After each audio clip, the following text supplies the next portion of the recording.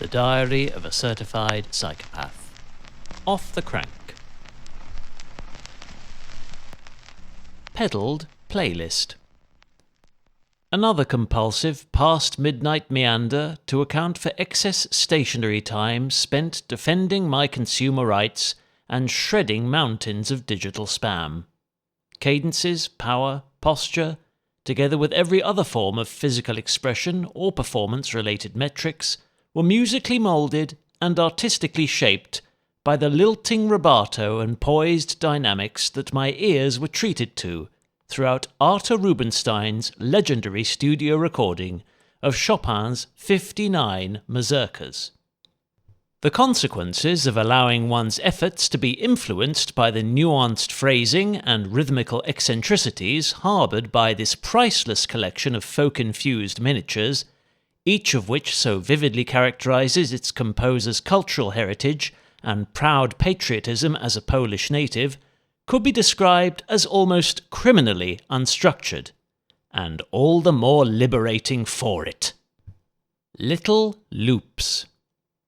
A fair foot's turn around the tangle of tamped concrete and war-torn tarmac that even the most absent-minded cartographer would define as terminally trampled territory, in conditions damp enough to douse my spirits and render the aforementioned surfaces treacherously slippery, triggering acute traction loss when negotiating tight corners, even at half the velocity of every blustery barrage that today's turbulent southwesterly tag team had to unleash upon diversionary road furniture, non-breathable windsocks, and the slowly browning branches of Harbour Way's deciduous sentinels.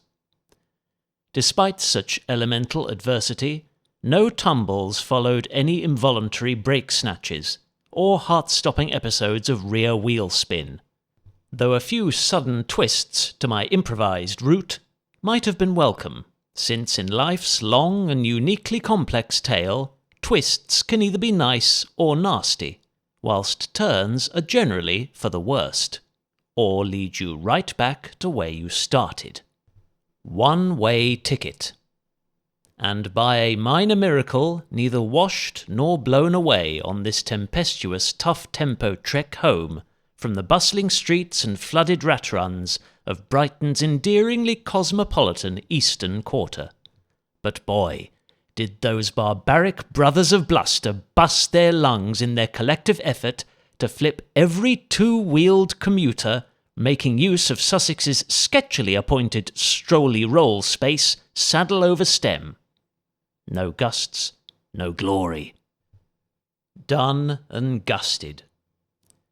Set sail at 11:05 minutes past the maiden witching hour of what our redoubtable climate clairvoyants claimed would be, by quintessentially British standards, a weekend replete with autumnal bluster, brutal enough to evoke flits of flappy patriotism from St. Beaufort's emblematic weather vanes, and give our feathered fraternity's sky-worthy fledglings a baptism of bone-chilling air.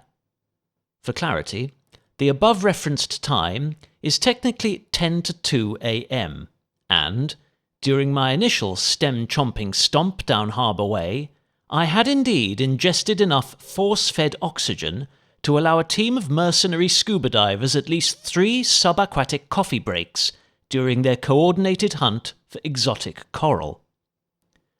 A handful of aimless miles and numerous lumpy pedal strokes later, I was caught cruising cautiously down Connaught Avenue in a biblical cloudburst that would have flooded the first-class deck of Noah's Ark, where only passengers dressed in freshly laundered birthday suits, excluding chameleons, were permitted to travel, assuming this mighty vessel hadn't already capsized in a roadside reservoir long before its captain could deliver planet Earth's defining payload of live cargo to Shoreham's windswept peninsula. Which of course could never happen, since at that stage in recorded history, Captain Noah's divine creator had not finished physically moulding any of our rocky sphere's major land masses, let alone christening innocuous seaside towns located on the storm-ravaged coastlines of certain colonised islands, already named after a patron saint. sheltered beneath a stout and voluminous oak tree, still bearing its profuse summer plumage, until the precipitous hiss upon its verdant leaves had subsided to a soft patter, which was followed by a dry interval lengthy enough for a sub-tempo dash to ye olde village square, where I snaffled the last pack of humanely foraged cranberries from its finest health food shop.